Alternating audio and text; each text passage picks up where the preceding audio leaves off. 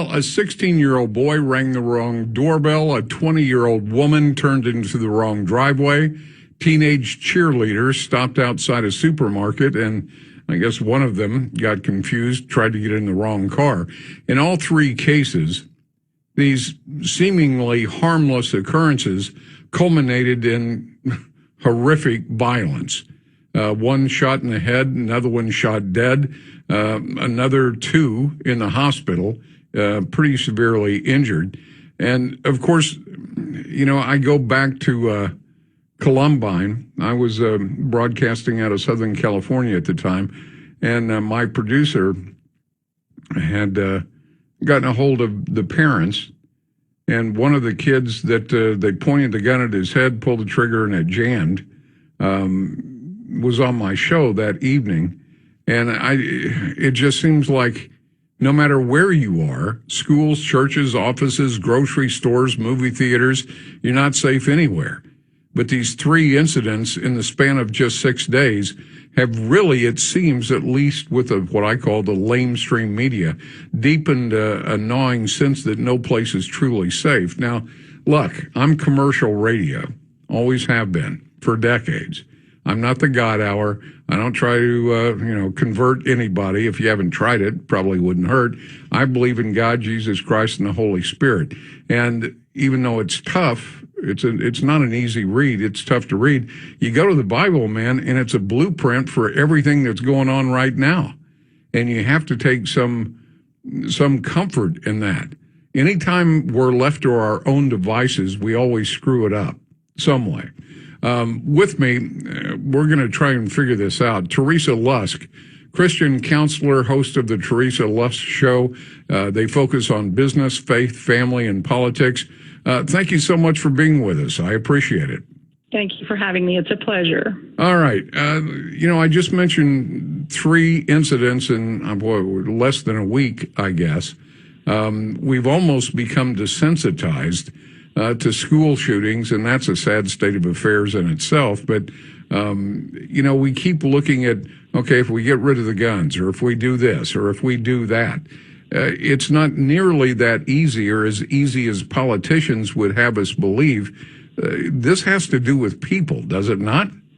Absolutely. It starts with the people. And but before that, you made a wonderful point. It starts with God. We've pushed God out of our schools and our country. And, many people are trying to push God out. And that's the foundation of where we can keep our sanity and our strength to be good human beings here on the earth. And then on top of that, we blame the guns when truly it's people behind the guns. And so that is an issue that's going on in America. And it seems like people are just losing their mind more and more. But if you look at the thread here is we are pushing out God and things that are good and healthy and wholesome for our families.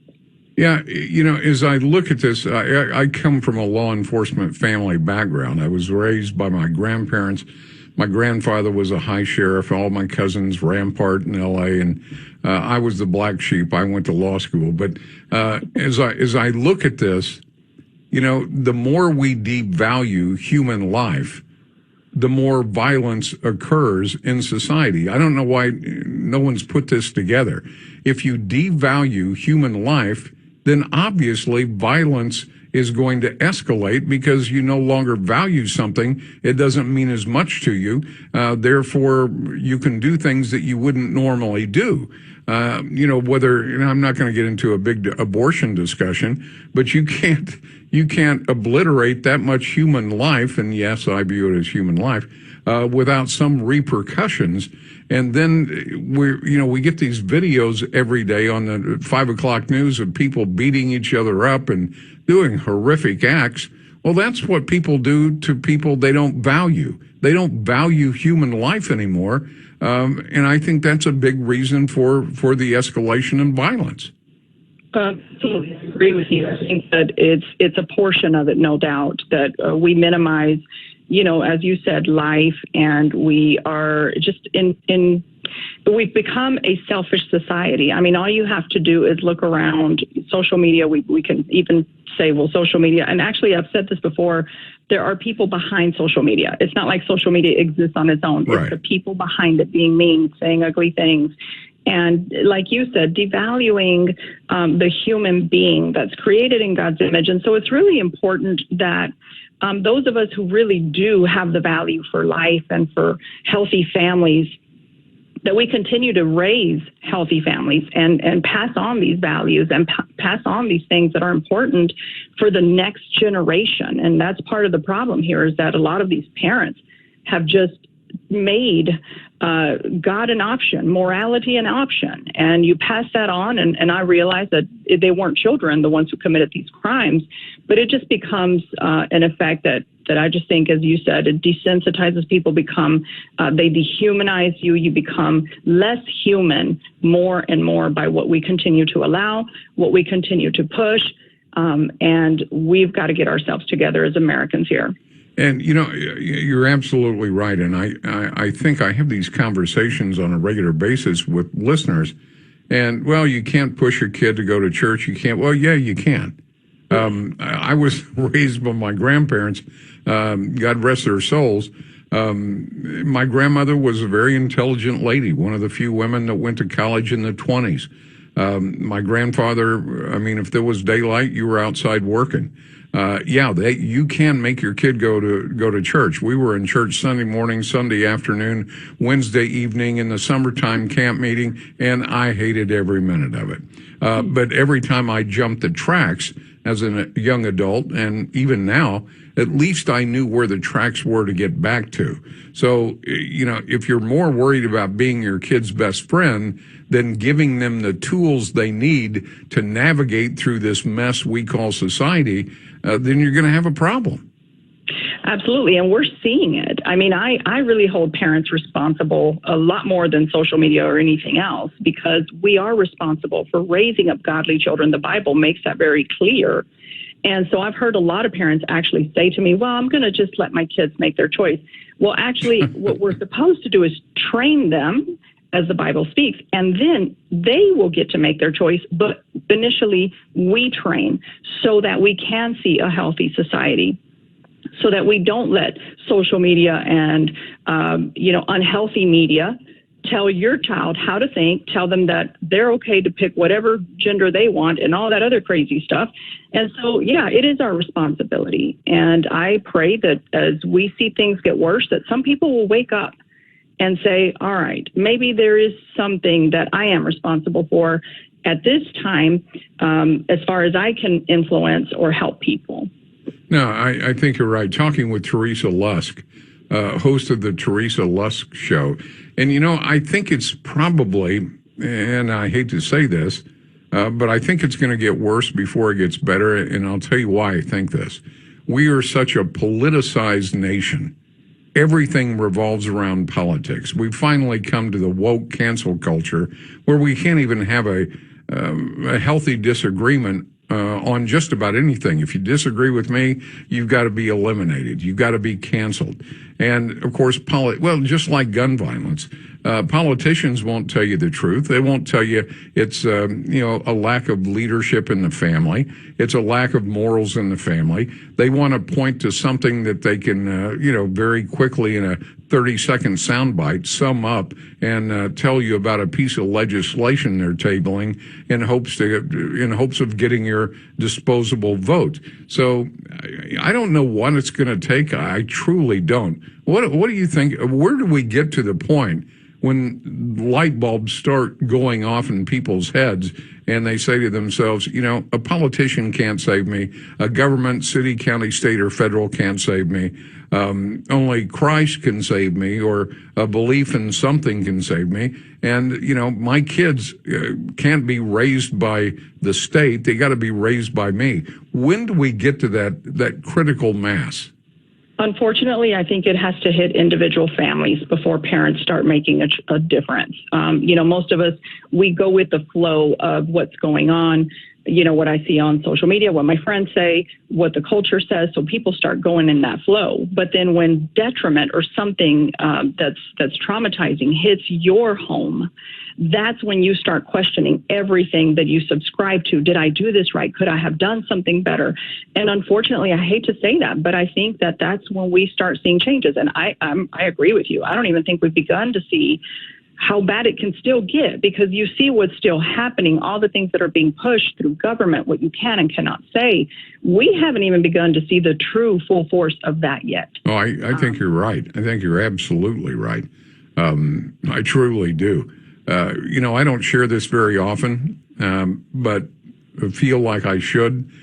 She's passed now. God rest her soul, my mom. I was raised by my grandparents, but from time to time, my mom would come and try to raise us, myself and my half-sister. And it'd usually last for 6 months or 8 months, and something would happen, and I'd go back to my grandparents, and my half-sister, go back to her grandparents. And I remember walking home from school. I was in elementary school. I don't know, maybe I was 8, or probably a little younger than that. And the closer I got to my house, the back door was open, and that's when we had screens. The closer I got to the house, the louder the crying became, and it was my little sister, and she was sitting in the kitchen. I think she was still in diapers, if I recall, just crying and crying and crying. So I started running and ran up to the door, and she was just sitting there crying. And I thought, oh my God, what's wrong? Well, I walk in, and my mom had tried to commit suicide by slicing both her wrist, and she had bled out in the front room. And without the training that I had received from my grandparents, spiritual training, I would have been lost. But I very calmly picked up my little sister, got some towels from the bathroom, put them on my mom's arms, went to the phone, one of the big black heavy phones, and dialed my grandfather, Murray 29090 back then, and told him what had happened, and then calmly walked out on the front porch, sat down with my sister, and waited.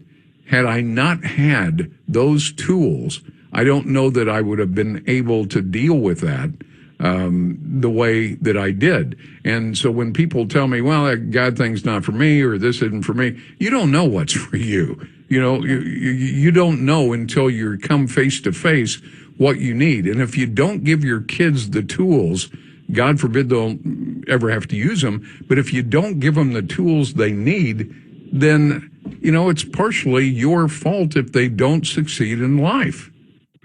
Absolutely. And first of all, I'm very sorry that you went through that. I mean, that's such a hard thing to experience. And you're right. I can't imagine how you would have gotten through that had you not had the faith foundation to help you through it. We are responsible for it. And we take things so lightly, but at the end of the day, the truth is, whether we agree with it or not, like it or not, we will have to give an account for, were we the gatekeepers for our children's safety? That's where that starts. And we will have to give an account. And I don't say that for people to feel afraid or whatever, but to awaken people to say, listen, guys, sure, we're in a dark place.